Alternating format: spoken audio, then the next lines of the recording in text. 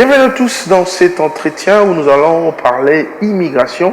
Immigration vers le Canada, que ce soit pour des raisons d'études, professionnelles, pour des raisons familiales.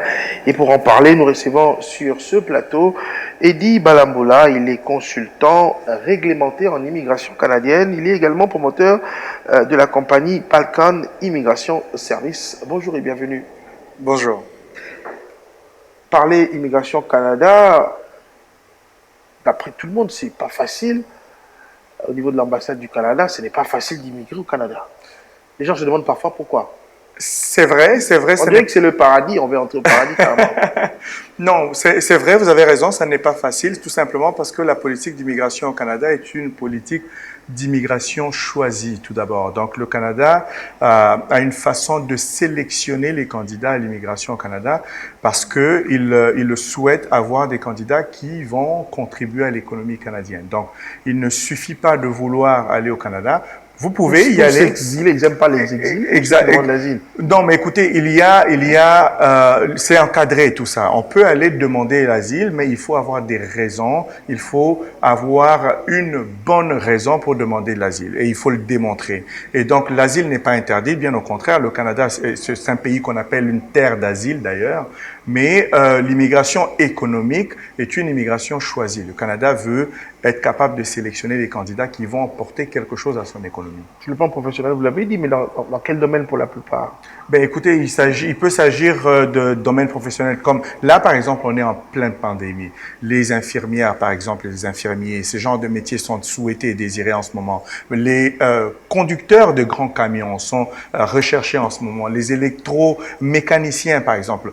Il y a plusieurs formes de professions qui sont recherchées, mais ça dépend maintenant de la demande. Le Canada est constitué en provinces. Il y a le gouvernement fédéral, il y a plusieurs provinces. Et donc, chaque province établit un programme d'immigration en fonction de ses besoins économiques.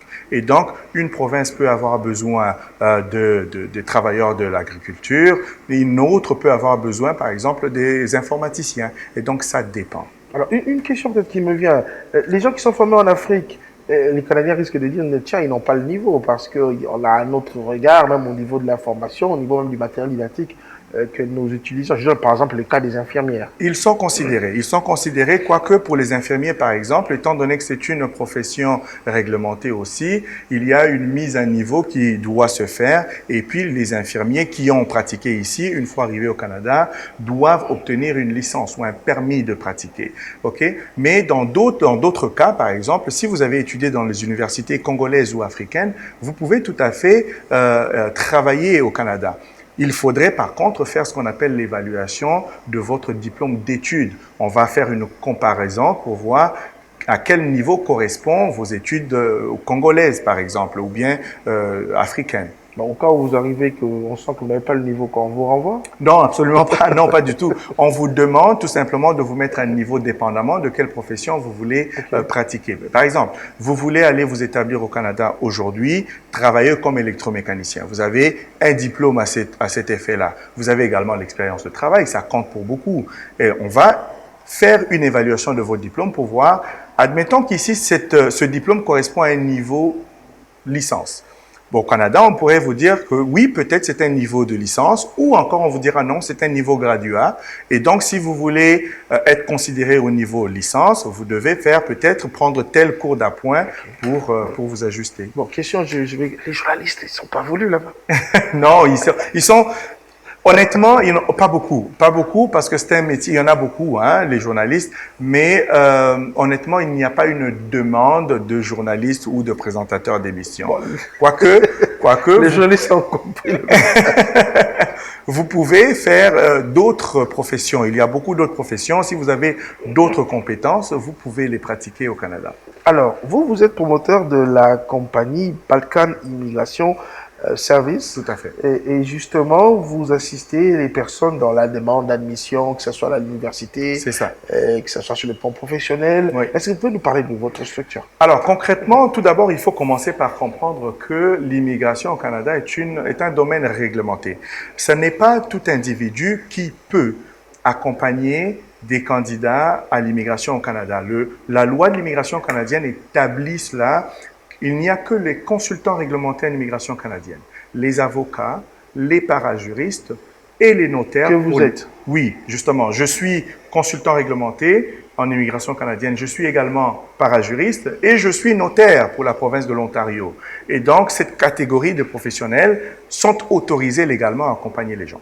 Alors, ce que nous faisons, c'est que nous regardons le profil du candidat, par exemple celui qui souhaite aller travailler au Canada ou s'installer définitivement. Nous regardons votre profil et vous conseillons, parce qu'il s'agit là des conseils juridiques, nous vous conseillons sur le programme ou les programmes appropriés en fonction de votre profil. Donc, cet accompagnement-là commence justement à partir de la consultation. Vous venez nous voir, nous vous posons quelques questions. Nous avons une idée du programme qui pourrait vous convenir. Et je tiens à souligner qu'en ce moment, par exemple, l'immigration francophone est souhaitée et désirée au Canada parce qu'il y a les plans d'immigration francophone qui s'élèvent autour de 4,4% de la population francophone qui souhaite ou qui voudrait s'installer en dehors de la province du Québec. La province du Québec est une province francophone au Canada, mais l'on voudrait que d'autres francophones s'installent en dehors du Québec. Et donc, pour les Congolais, par exemple, vous parlez français, vous pouvez démontrer un certain niveau de votre compétence linguistique. À ce moment-là, vous pouvez être désiré. Et donc, nous vous accompagnons avec tout au long de tous ces processus-là, l'évaluation de vos diplômes, les tests de compétences linguistiques, le remplissage de vos formulaires, les conseils sur la qualité des documents à produire, et ainsi de suite. Bon, on sait que c'est procédurier, mais alors si dans l'entretien, vous sentez que la personne n'a pas déjà de chance, vous pouvez lui dire d'abandonner ou vous le dit vous tout de allez... suite. Non, on vous le dit tout de suite. Okay. Ça, nous ne sommes Parce pas... qu'il faut le dire que tout ce que vous faites, c'est payant. Absolument. Pas gratuit. Absolument, c'est payant. Et justement, nous avons le premier entretien. Lorsque nous remarquons que le candidat n'est pas à même d'être admissible à un quelconque programme, nous le disons tout de suite, monsieur, voici ce que vous pouvez faire pour améliorer votre profil. Mais nous ne prenons pas de candidatures que nous savons ne vont pas fonctionner. Non. Alors, parce qu'on sait qu'après, il y a des mécontents, parce que c'est là aussi la grande question. Vous arrivez, c'est l'expérience que vous commencez. Vous venez de commencer, s'il faut le dire. Non, pas tout à fait. Nous avons un cabinet qui existe déjà au Canada. Et qui a déjà fait voyager des Congolais. Des Congolais, des Ghanéens, des Béninois, des Français. Nous les avons déjà. Vous vous installez, il faut le dire que vous venez de vous installer maintenant. À Kinshasa, oui, exactement. Nous ouvrons notre cabinet ici à Kinshasa. Nous sommes au mois d'août 2021. Nous ouvrons notre cabinet à Kinshasa. Mais ce n'est pas la première expérience avec les Congolais. Et donc, oui, nous accompagnons les Congolais à partir au Canada. Et vous avez bien raison de le dire, c'est payant. Il y a des mécontents lorsque, parfois, il y a un refus. Mais ce qui est important de souligner, c'est que ce n'est pas le consultant qui prend la décision finale. J'aime beaucoup donner cet exemple ici. C'est un peu comme si vous auriez un problème devant la justice. Vous retenez les services d'un avocat qui va défendre votre cause, qui va argumenter et plaider en votre faveur, mais c'est le juge qui a la décision finale. Ça veut dire que vous payez l'avocat, mais on vous condamne quand même. Ça peut arriver, mais l'avocat... Vous allez vous en prendre à l'avocat. Ben écoutez, l'avocat a fait un travail. Le travail de l'avocat, c'est de constituer un dossier, de vous défendre au meilleur de ses connaissances. Et donc, si à la fin de la journée, le juge décide que vous n'avez pas raison, malheureusement, ce serait un refus. De la même manière, à l'immigration, ce sont les agents d'immigration qui prennent la décision finale. Ce que nous faisons, nous, c'est de nous assurer que les lois et les règlements d'immigration sont respectés et que les formulaires sont remplis adéquatement et que toutes les questions ont été répondues adéquatement. Et donc, le dossier est soumis de manière totale et complète et nous nous en remettons à la décision des agents d'immigration. Alors, question un peu directe. Est-ce qu'il y a un niveau d'études requis pour certains? Parce qu'on dit que les diplômés, bon, disons l'équivalent du bac chez nous, la plupart n'ont pas de chance déjà. Non, mais ça dépend. Pour aller étudier, par exemple, au Canada, si vous avez votre diplôme d'études secondaires, ben, vous pouvez être... Là, je parle du plan professionnel pour immigrer. Dans le plan professionnel à ce moment-là, mais ça dépend également de la profession que vous voulez faire.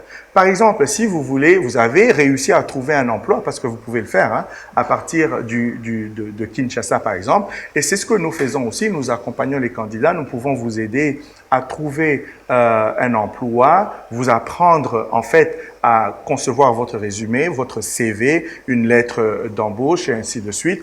et nous vous accompagnons. Maintenant, pour revenir à votre question, pour celui, par exemple, qui trouve un emploi comme pour ramasser des choses dans un champ, par exemple, ou bien comme soudeur, à ce moment-là, un diplôme d'études secondaires est suffisant. C'est l'expérience professionnelle qui compte à ce moment-là. Donc, ça dépend de la profession. Alors, une autre question. Vous dites que vous êtes un cabinet conseil, mais on sait qu'en tout temps, il y a des agences qui font le même, qui ont la même démarche que vous. Alors, c'est quoi la démarcation justement? Très important de faire la différence parce que nous sommes un cabinet, nous ne sommes pas une agence. Il ne faut pas assimiler agence et cabinet. Nous sommes un cabinet juridique et donc nous donnons des conseils juridiques parce que, je le répète, l'immigration est du domaine du droit qui est encadré. Et la grosse différence, c'est que nous accompagnons avec les conseils juridiques, bien sûr, à remplir les formulaires également. Mais le gros problème se pose lorsqu'il y a un refus. Nous avons la possibilité d'argumenter et de plaider en votre faveur, c'est-à-dire d'écrire à l'agent d'immigration qui est chargé de traiter votre demande et de présenter votre histoire et votre cas. D'accord? Et s'il y a refus, par exemple, nous pouvons soumettre un recours en votre nom, comme l'avocat le ferait justement. Et à la différence, les agences ne peuvent pas vous aider. Lorsque vous recevez un refus, si vous êtes accompagné par une agence, ça s'arrête là. Nous pouvons demander, par exemple, les notes interne de l'agent d'immigration qui a traité votre demande pour comprendre pourquoi vous avez été refusé. À ce moment-là, nous pouvons soumettre un recours et un deuxième. Et d'ailleurs, nous pouvons même aider à aller vers un recours, une révision judiciaire, d'accord, devant un juge fédéral, demander une révision de votre demande. Alors, Balkan Immigration Service, c'est en anglais. Voilà, vous êtes maintenant à Kinshasa. Installé, oui. Comment faire pour vous atteindre? Nous sommes installés à Kinshasa. Parce que je dis déjà, il faut vous préparer moralement quand il y aura des mécontents, des refus. Ah, il faudra gérer tout ça psychologiquement. Il n'y a aucun problème, nous serons en mesure de le gérer parce que déjà, nous le disons très clairement, nous n'offrons aucune garantie parce que nous ne prenons pas la décision finale. La décision est prise par les agents d'immigration.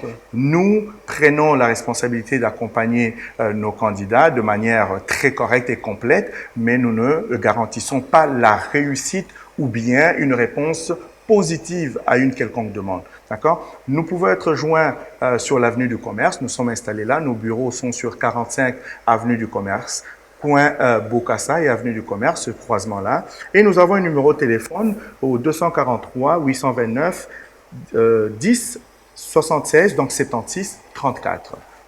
OK.